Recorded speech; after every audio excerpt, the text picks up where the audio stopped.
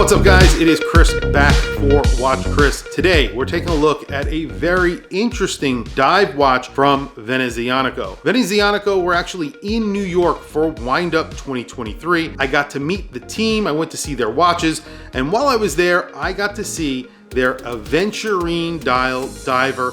It has a tungsten bezel, which obviously they're very well known for, but this gets a blue Aventurine dial on a blue rubber strap. You can get it on a bracelet, but I highly recommend getting it on the blue rubber strap. The combination of the dial and that strap make a ton of sense. It was so popular, it sold out at the show because it was so extremely popular. They only had the model to show people and they weren't able to buy them. Today, I have one hands-on to show you guys, so let's flip the camera and take a look at the Aventurine dial, blue Aventurine dial from Venezianico.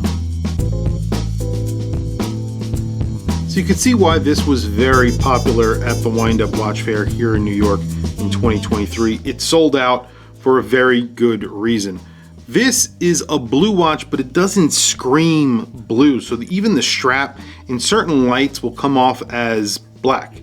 And the dial even comes off as black in certain lights. But in direct light, it looks blue, but it's a very deep, dark blue. The Aventurine dial on here, this is called the Aventurina, is a really deep blue, and you have those little flecks in it. Basically, Aventurine is glass, so this is a blue tinted glass.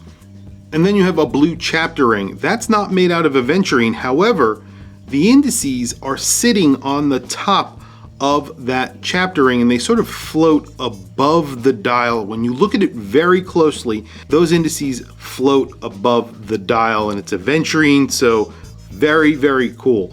You have fence post hands, those are filled with lume, and of course all of the indices, those are filled with lume as well, usually pretty liberally applied with lume. The bezel here is also pretty interesting, and this is something that they do on a lot of their watches. I could imagine it's very, very popular with good reason. This is made out of tungsten. So there's a little pip here at the 12 o'clock, that's lumed. Nothing else is lumed on the bezel itself, and all of the indices, the markings on that bezel are in white. However, it's actually pretty legible. So you have a polished bezel that sort of washes out in certain light, but it's always legible. So it actually looks black here. When I move it around, you can see it's very silver. So it has a very silver color. Tungsten, very, very scratch resistant. However, it's also very heavy, so it gives it a very good bezel action. Let's listen to the bezel action really quickly.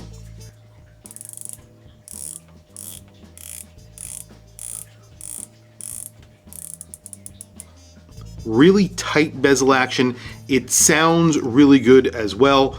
I really love the tungsten bezels that they have done. I wonder if they could do them in different colors, if they could actually paint the tungsten or engrave it a little bit deeper to do something different, maybe enamel it.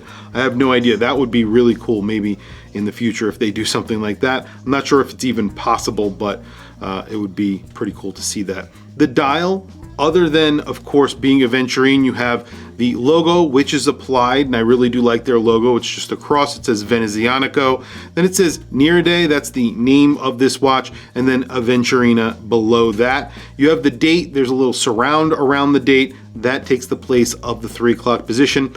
I could do without the date on this watch, especially since you have such an interesting dial. I think it would look cool as a dateless watch in my opinion, but again, that is just my opinion. Their cases feel very solid. This is obviously a stainless steel watch. You have a polished edge on the top and the bottom of the case. It's a very heavy watch. It feels very heavy in your hands because of that bezel. That tungsten bezel adds a good heft to the watch. So if you like a heavy watch, this is a heavy watch. You have an etched case back. There is a submarine on here. I'll do a close-up of that so you can see what I'm talking about. And then of course it gives you all the information on the watch. Screwed in case back, screwed in crown. You have a very nicely sized crown on here, again with their logo nicely embossed into the crown, screwed in crown, 200 meters of water resistance. This is powered by a Sellita movement. A lot of their watches are powered by Sellita movement. Some of their watches are powered by NH products, Seiko products. However, this specific watch is powered by their Swiss movement, which is the Sellita SW200. So it's on the thinner side for a watch with 200 meters of water resistance. Measurements on this watch come in at around 42 millimeters, so it's about 42 millimeters wide at the bezel or at the case. You have around a 50 millimeter lug span, so it's around 48.9 millimeters, so just under 49 millimeters. You have a large crown on here, just under 7 millimeters, and the thickness is around 12.2 millimeters thick. That's pretty good for a watch that gets 200 meters of water resistance. On my wrist today, I have one of my recent purchases. This is a Longines Big Eye in titanium. It's called the Petrol or the Petrol dial because of that blue dial. And it's a big eye because obviously you have that large counter right there. Very cool chronograph from Longines, and I really love the blue dial on this watch. And there is the Venezianico on my 7.5 inch wrist. Like I mentioned before, this is around a 49 millimeter lug span.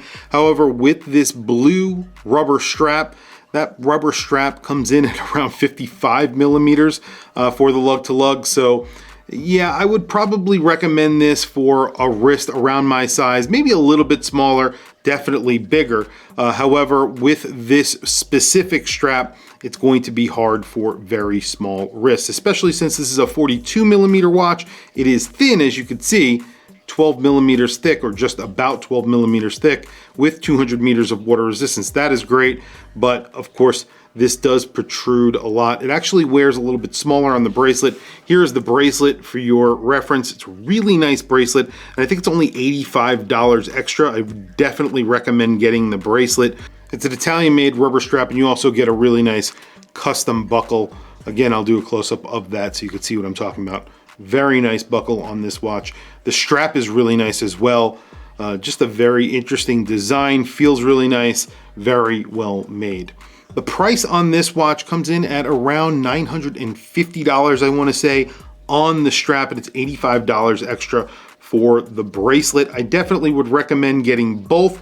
However, if you had to choose between the two, go with the strap because the strap looks amazing with the dial. However, for $85 extra, I would absolutely get the bracelet.